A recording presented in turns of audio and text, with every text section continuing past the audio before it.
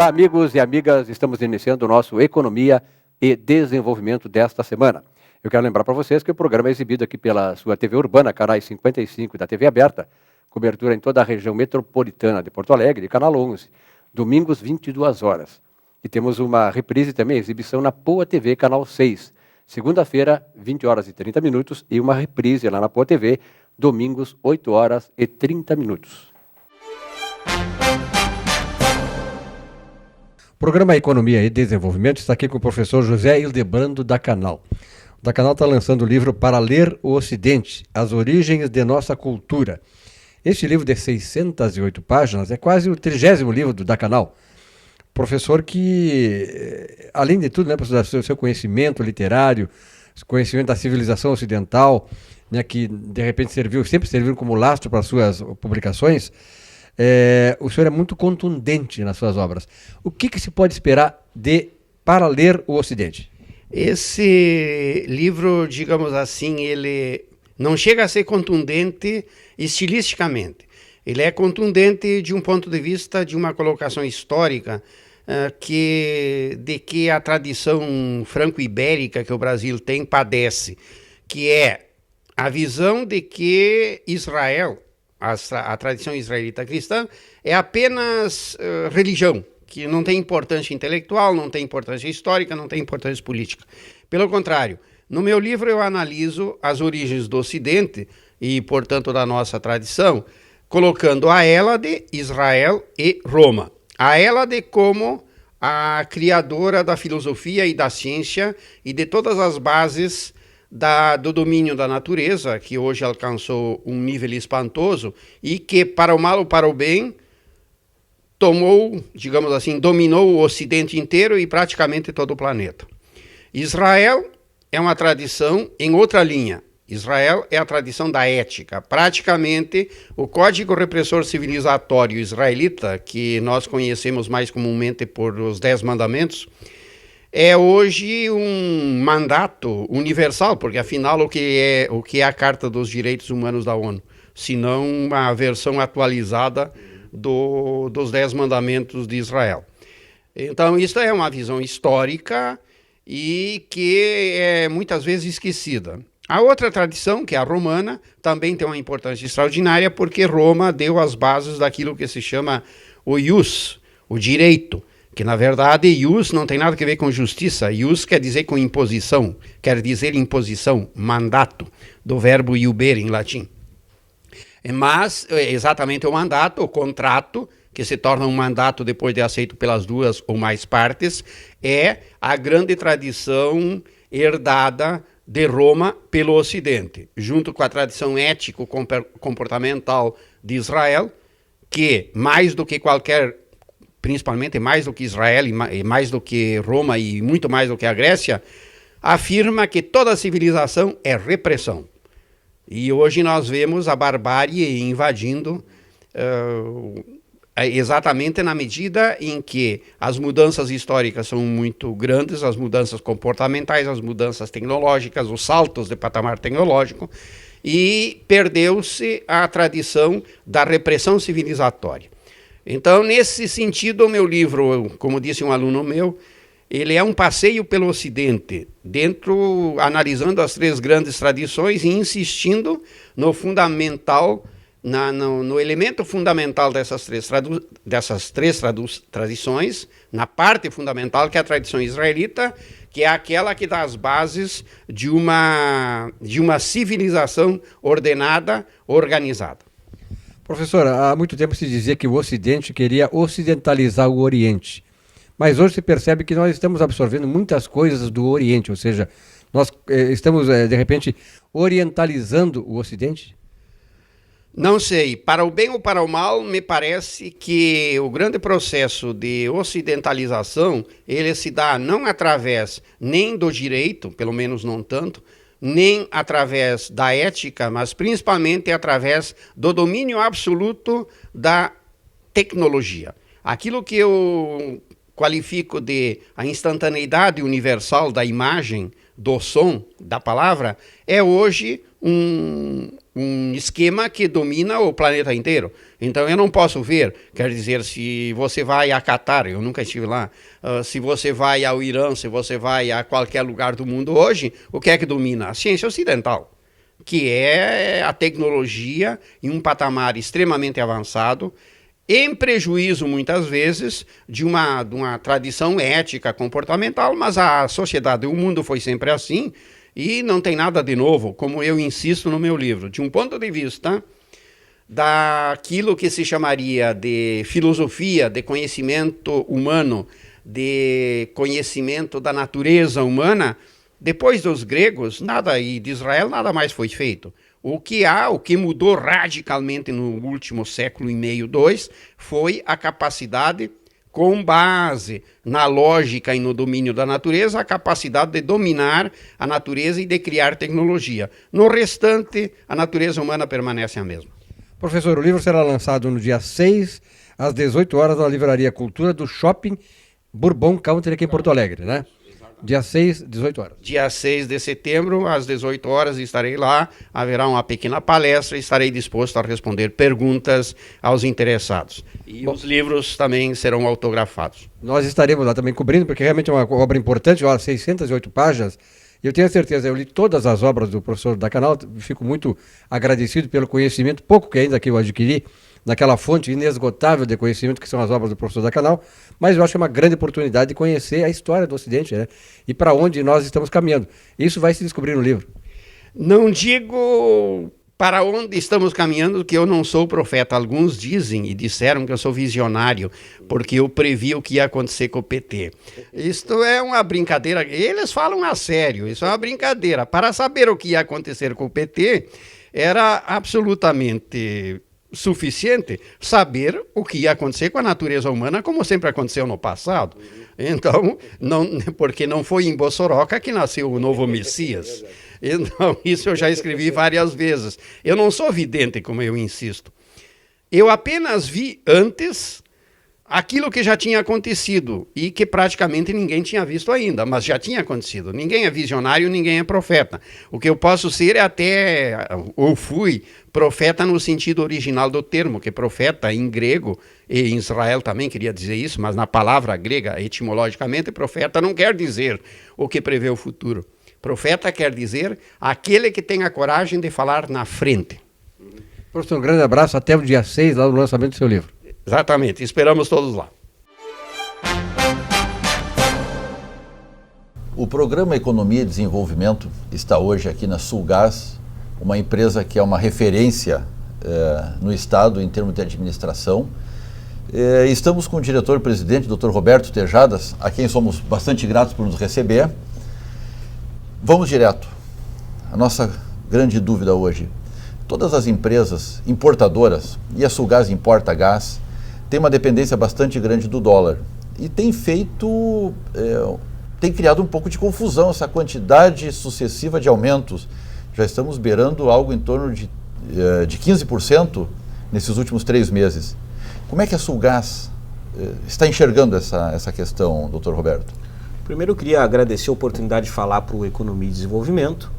E, de fato, né, a empresa, assim como o mercado de gás do Brasil, aqueles que têm contratos de importação, né, e como, enfim, acredito que todos os importadores têm olhado este cenário com uma certa apreensão. Né? Muita apreensão, se por um lado, a valorização do dólar aí perante o real abre uma condição para o mercado exportador, né, aqueles clientes, inclusive, da Sulgás que são exportadores, por outro, né, cria uma dificuldade adicional para as companhias que são importadoras. Né? Muito bem colocaste, né, nos últimos 3 meses aproximadamente, nós saímos de um dólar com patamar de R$2 para um patamar de 2,15, 2,20, né? No dia de hoje está beirando aí os 2,35. Né? Isso cria uma condição bastante complexa para a empresa, primeiro, né, porque nós não percebemos no mercado, né, uma condição de receber realinhamentos de preço na monta dos que teriam que ser estabelecidos para manter um equilíbrio com a previsão de dólar a R$2. Isso afeta de uma maneira, me parece, bastante substancial a capacidade de investimento da empresa a médio e longo prazo. Isso está posto em dois níveis, né? Os investimentos já contratados, previstos para o ano de 2013, né? A capacidade de caixa da Sulgás acumulado aí no último período permitem a sua manutenção e o seu ritmo, né? Hoje a empresa tem uma previsão de investir 37 milhões neste ano de 2013 e até o presente momento nós estamos com execução absolutamente dentro do planejado e para além do planejado, inclusive dado o ritmo das obras.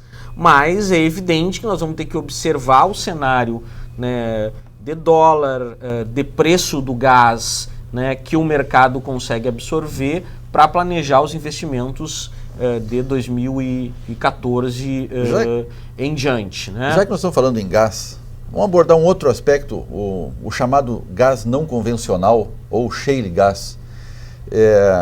São termos que o nosso público não está ainda habituado a ouvir, embora eventualmente aqui ou lá uma notícia nos Estados Unidos, um gás mais barato. Eu queria que tu explicasse ao nosso ouvinte o que é o shale gas, qual é o processo de extração e as principais dificuldades pelo qual ele é muito difícil de ser produzido aqui no Brasil. Principalmente restrições ambientais, enfim, uma série de questões nesse sentido. Nos esclareça.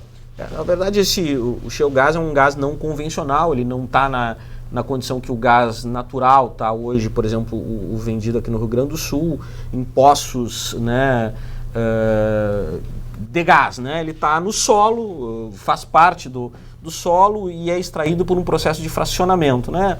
Um processo mecânico e químico, né? Que extrai esse Ele extrai esse do gás. xisto. Do xisto, a partir, né? Do xisto, né? Do solo rico aí em xisto. Então, portanto, é um processo absolutamente diferente do gás natural que está, né, disperso dentro dos poços. Só um parêntese, só para esclarecer, para complementar, o gás natural é chamado aquele retirado do poço de petróleo. O gás produzido é aquele que sai da refinaria, o do botijão. Exato. E o gás não convencional, então, é essa terceira forma de obtenção do gás que nós estamos abordando. Na verdade, a gente pode considerar que está havendo um boom aí do gás não convencional. Na verdade, ele é existente, tem pesquisa sobre ele, tem processos de extração de gás sendo discutidos, implementados, inclusive no Brasil, há muito tempo. Sim. Né? Mas nos Estados Unidos, né, no período recente, se estabeleceu uma equação que foi possível monetizar esse gás, né? Ou seja, extrair o gás num valor aí muito atrativo para o mercado, que permitiu que ele seja comercializado aí. E essa perspectiva de extração de gás não convencional, o shale gas, o gás de xisto, aí ganhou uma dimensão mundial. Né? Tem vários países hoje que estão, né, visualizando suas reservas, seus potenciais, mas de fato ele só aconteceu aí nos Estados Unidos até então. Comenta-se de um risco ambiental muito grande na extração desse tipo de gás. Qual é esse risco? Na verdade, como ele é obtido através de um processo, né, de intervenção, de fracionamento do solo, né, tanto mecânico quanto químico, ele tem dois, digamos, elementos que podem ser restritivos do ponto de vista ambiental. Né? Primeiro, uma utilização maciça de água. Né? Injeta água forma de fracionamento. Fracionar é quebrar o Exato, xisto. Quebrar o xisto e desprender o gás, e produtos químicos que vão injetados também nesse poço. Então, existe um risco, primeiro, né, de estar utilizando água, que é um recurso, né, restrito em algumas situações. Finito. Finito. E segundo, né, um processo de injeção de produtos químicos no solo que pode vir, né, a contaminar o lençol freático existente na região e até mesmo o solo. Isso está em debate, né? Tem países que têm se apresentado bastante otimistas com o gás de xisto, outros têm abordado este tema de restrição ambiental. Acho que o que cabe grifar para além do tema ambiental, é que o Brasil vive uma situação absolutamente diferente dos Estados Unidos do ponto de vista de organização legal e do ponto de vista, inclusive, de malha de gasodutos. Né? Bom, os Estados Unidos ele tem uma outra questão também que é importante ressaltar o porquê que eles precisam tanto disso e assumem riscos que talvez nós não precisamos assumir aqui. Os Estados Unidos, somando com o Canadá, tem reserva própria de petróleo para 9 anos. Então, necessita de muita energia disponível, senão a indústria não cresce, ele depende da importação. Dentro do gás ainda, hoje nós vamos pegar todos os tipos de gás possíveis. Se ouve muito falar de depósitos de lixões que podem produzir gás a partir da decomposição, usinas criadas a partir, na região de criação de porcos, a partir do esterco dos animais. Isso é viável? Esse gás produzido ali pode ser injetado na rede? Na verdade, isso é um elemento bastante palpável, né, para a Sulgás e para o mercado de gás do Brasil. Né? O que a gente convenciona chamar de biogás é uma alternativa bastante viável e uma alternativa bastante equilibrada ambientalmente. Né? Se por um lado, aí, retomando o gás de xisto, né, a gente tem um risco potencial para extrair esse gás, no que diz respeito ao biogás, a gente tem exatamente, né, o inverso. Né? O que a gente vê é uma manipulação de resíduos, né, sejam eles colocados em lixões ou outros, que podem estar produzindo gás para atender o mercado dentro de especificações viáveis. Esse gás, nós comentamos antes no bastidor, ele necessita de um processo de limpeza. Qualquer gás necessita de um processo de limpeza, mesmo aquele que sai do poço de petróleo, ele não está pronto. Exato. Ele tem que ser limpo. É muito difícil este gás, esse biogás que nós estamos falando agora, ser limpo para que possa ser disponibilizado? Acho que centralmente está relacionado a de onde vem a produção desse gás. Muda o tipo de gás conforme a origem? Uma produção de aterro, ela é muito mais pela natureza do resíduo, digamos, descontrolada, então, sim, portanto, ela é mais complexa de ser limpa, de ser purificada para especificar. Ou seja, parte do material que está ali se mistura ao gás. Com certeza. Componentes. O gás vai ter componentes químicos particulares ao resíduo que tá produzindo este gás. No caso de uma produção, digamos, mais controlada, com resíduos agrícolas, resíduos como tu colocou aí da criação de suínos, por exemplo, ou da produção de biodiesel, a glicerina, por exemplo, ou resíduos de frigorífico, esses são mais controláveis do ponto de vista de outros elementos que podem estar no gás e, portanto, são mais, digamos, facilmente purificados. Mas ambos, né, produzem gás, sim, em condições de estar sendo utilizado. Bom, Dr. Roberto Tejadas, o tempo voa na televisão e nós queremos já deixar marcado a continuação dessa conversa, porque o assunto ele é interessante, ele é extremamente importante para a economia do Estado, para a economia de diversas regiões, micro-regiões, produtoras, industriais, residenciais. Então, já fica o convite para que possamos, agora, a próxima vez, lhe receber no nosso estúdio. Com certeza, o convite de antemão já está aceito, é um prazer falar para o programa, para os ouvintes, e de fato, né, o gás é uma matriz importante aí para geração de energia, para a economia do Brasil, e acho que tem que ser explorado, né, todas as suas perspectivas, né, seja a melhoria dos contratos de importação, seja a perspectiva do shale gas, né, para uma modelagem do Brasil, sim, e também, né, os temas de produção do biogás aqui no estado e no Brasil. Feito. Obrigado. Boa noite.